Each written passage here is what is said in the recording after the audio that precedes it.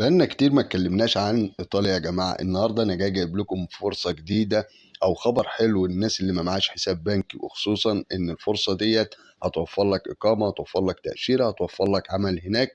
النهاردة هنتكلم عن قانون ديكراتيو فلوسي اللي لسه فاتح اليومين دول. مساء الخير يا شباب وكل سنة وانتم طيبين. النهارده يا جماعة الناس اللي نفسها تطلع إيطاليا وما معاش حساب بنكي، القانون الخاص بالعمل الموسمي لسه فاتح ومعاك لغاية شهر ديسمبر 2025. القانون ده سهل جدا، ما بتقدمش عليه غير بجواز السفر وصورة شخصية. يعني انت ما بتكلفش نفسك اي حاجة. بعد كده صاحب العمل هو اللي بيخلص لك بقية الاجراءات. الناس اللي هي نفسها تسافر، فرصتك ما تضيعهاش من دلوقتي، بس عشان ان انت توفر لنفسك عقد عمل هناك يبقى يطلب منك ان انت يكون ليك حد هناك في قلب ايطاليا، يكون ليه معارف. دي اول طريقه ليك هتسهل لك ان انت طبعا تجيب عقد عمل من خلال القانون ده، لان صاحب العمل هو بيبقى متكفل بكل شيء، بالتامين، بالاقامه، بسكنك، وساعات بيوفر لك كمان تذاكر الطيران. القانون دوت ما بيكلفش 100 يورو، ما بيبقاش 100 يورو حق تمن العقد. يعني من الاخر لو صاحب العمل وافق عليك هيبدأ يخلص لك الإجراءات من هناك، ويبدأ يبعتها لك على الإيميل الشخصي بتاعك اللي هو البريد الإلكتروني. تبدأ تاخد طبعا العقد العمل ده مع جواز السفر والصورة الشخصية، وبتطلع على السفارة وبتخلص التأشيرة من هناك، وبتكلفك بس تمن التأشيرة ممكن يكون 80 يورو. بتكون مدة العقد لا إما 3 شهور أو 9 شهور أو 6 شهور، يعني حسب مدة العقد ما بينك اللي هو طرحه صاحب العمل.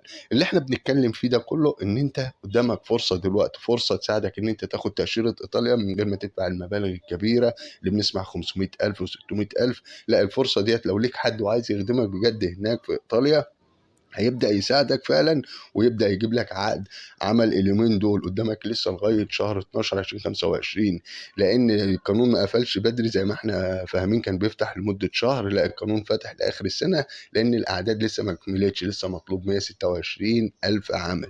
فالناس اللي هي حابة تبدأ تستفاد من الفرصة ديت برضه، إن هي تدور على حد هناك أو ليها حد هناك يساعدها في النقطة دي. طب لو أنت مالكش حد هناك وأنت حابب إن أنت تسافر إيطاليا، هتبدا تعمل ايه بالظبط؟ هتبدا انت تدور على اصحاب الاعمال، لان القانون دوت بيبقى خاص العمل في الزراعه او في السياحه او في مجال البناء او الميكانيكا الصناعيه والحرفيين برضه. فانت هتدخل على الروابط اللي هتبقى موجوده برضه في قلب صندوق الوصف، تبعت السي في بتاعك اللي هي السيره الذاتيه، تكون عاملها باللغه الانجليزيه لاي حد او كذا صاحب عمل، وان شاء الله يمكن ربنا ييسر لك الحال وصاحب عمل يوافق عليك ويبدا لك في الاجراءات من هناك. لان انت ما بتخلصش حاجه، كل اللي بيطلب منك بس هي صوره جواز السفر بتاعك وصوره شخصيه.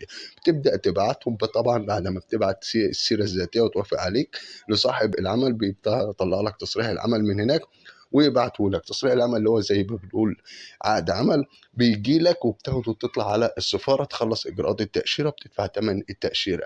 الاتفاق بقى ما بينك وما بينه انه يوفر لك تذاكر الطيران، ده حاجه ترجع لكم انتوا الاثنين وحسب الاتفاق وما بينكم. وديت الفرصة السهلة ليك حاليا، خصوصا ان العقود ديت يا جماعة بتدخلك بطريقة قانونية بعيد عن أي طريقة تانية، وبتسمح لك بالإقامة. وبرضه من حقك بعد كده إن أنت تعدل وضعك، يعني مدة العقد بعد ما بتنتهي بتكون أنت دورت على شغل هناك. فأنا حبيت إن أنا ألخص لكم الخبر الجميل دوت في فيديو بسيط. ابدأ جهز ورقك، ابدأ اشتغل على نفسك. قدامك لغاية شهر 12، حاول تعرف حد هناك يكون ليه معارف إيطاليين عندهم مزارع، طالبين ناس في السياحة، في الكافيتريات، في المطاعم.